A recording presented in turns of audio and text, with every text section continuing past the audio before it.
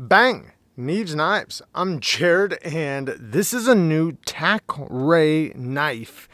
I've never tried this company. It looks very similar to Knox Knives. They might have something, they might be the same company. I'm not sure. The pouch is actually pretty cool. It has pockets on the outside where you can keep your KPL and stuff like that.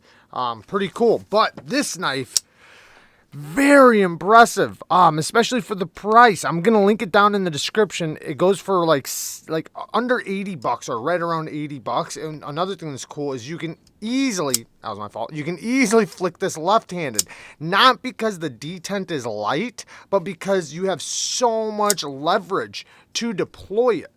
VG10 steel, and it kind of reminds me of like a chef knife. Super thin geometry. I haven't measured it, but it's got to be 15 thousandths or less. I mean, it is very thin. The geometry of the blade itself, the blade stock thickness has a nice taper to it. And yeah, full flat grind, so it gets down really nicely, and it's a nice slow taper.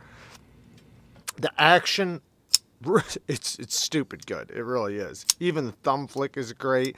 Like, this is a knife you can reverse flick with every finger.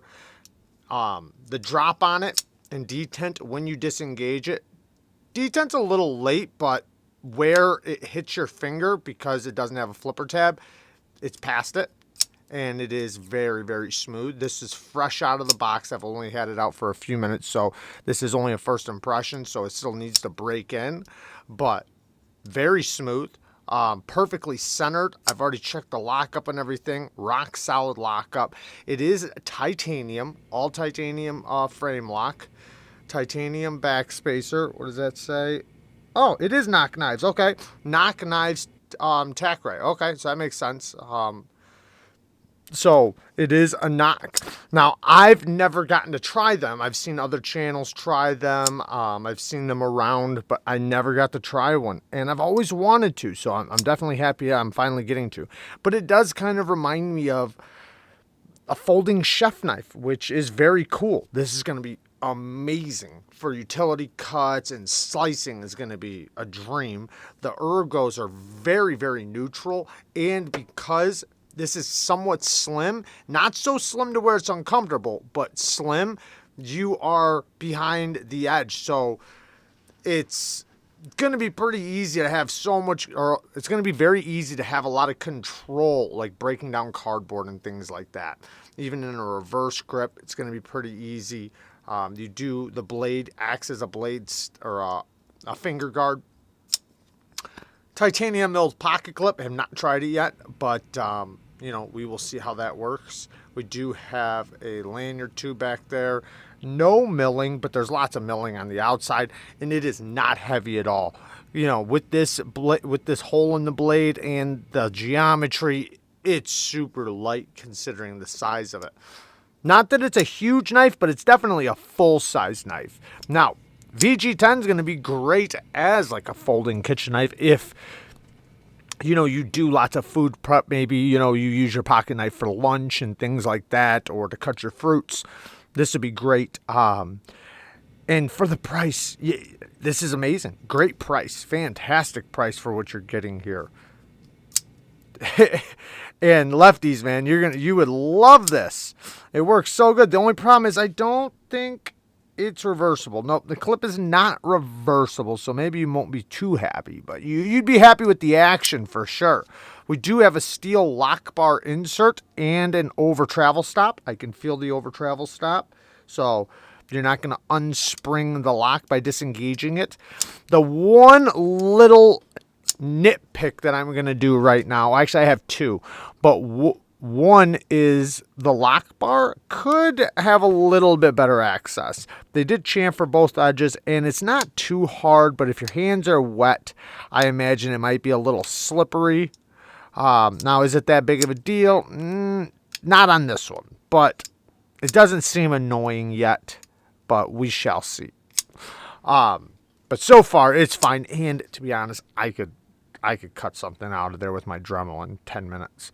The next little nitpick, plunge grind and choil, but I'm honestly not that upset at this one for a couple reasons. One, they did not do a dramatically tapering plunge grind. The plunge grind doesn't start here and end over here. It almost goes straight down, similar to what you get from a Spyderco.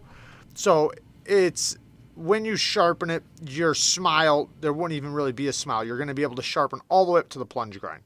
So I'm not going to even complain about that. As you sharpen and remove steel, you're just going to sharpen up to the plunge grind, and it's not even going to barely leave a smile, if any at all. So no complaints there. And if I really, really wanted to, where it hits on the stop pin in the close position is right there, which would be right there. I technically could cut this little corner off right there without disrupting this plate, this spot right there, and make my own choil with my Dremel. Or I could just put a little notch right there, but I wouldn't even do it because, like I said, there's no point. It's going to sharpen just like a Spyderco, where it's similar to this. Let me show you. Just like this, where you're just going to be able to sharpen all the way up to the plunge grind, just like that, where there's no smile or anything. It just hits the plunge, and it doesn't have a ramp going up to the thickest point of the plunge. But the stop pin looks like a nice size stop pin. I will say that the body screws are T6, but they look like good quality T6s. They're nice and deep. So I'm not too mad at it, especially for the price. It's okay. But yeah, they look like good hardware, and it is a T8 pivot.